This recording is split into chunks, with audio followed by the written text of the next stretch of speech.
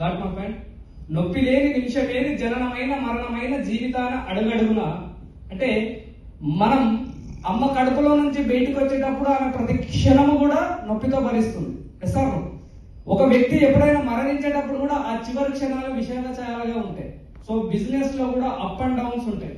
Sir, ఈ up and downs ఉండేటప్పుడు ఎప్పుడైతే నెట్వర్క్ ని పర్ఫెక్ట్ గా, కన్సిస్టెన్సీగా, క్లారిటీగా కమ్యూనికేషన్ చేస్తూ ముందుకు తీసుకెళ్లగలుగుతామో అప్పుడే అప్ అండ్ డౌన్స్ ని డౌన్ ఉన్నదాన్ని అప్ చేయగలుగుతాం.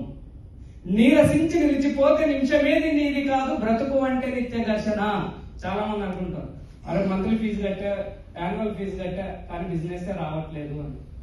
ఒకసారి వెళ్తే రాదు, సెకండ్ టైం వెళ్తే రాదు.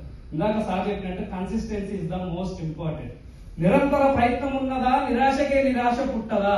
నిరంతరం మనం పార్టిసిపేషన్ అనేటువంటిది చేసేయగలిగితేనే ముందుకు తీసుకెళ్లగలుగుతాం.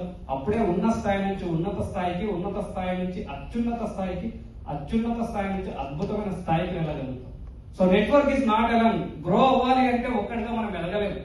మీరు నేను కలిస్తే, మనం కలిస్తే, జనం కలిస్తే ప్రపంచంలో ముందుకు తీసుకెళ్లాలంటే consistency is the most important. మన ప్రొడక్ట్ కానీ, మన బిజినెస్ కానీ, communication is the most important. Communication is the powerful weapon. Recent గా నేను పోలీస్ డిపార్ట్మెంట్ కూడా ట్రైన్ అప్ చేశాను. So almost Medchal PTC.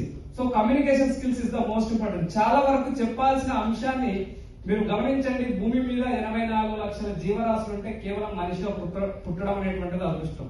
So మానవుని యొక్క మెదడులో వచ్చిన ఆలోచనలను మాత్రమే ఎదుటి వ్యక్తికి అర్థమయ్యేలా చెప్పగలిగే ఏకైక ఉన్నటువంటి అంశం మనిషికి communication. So communication is the best opportunity.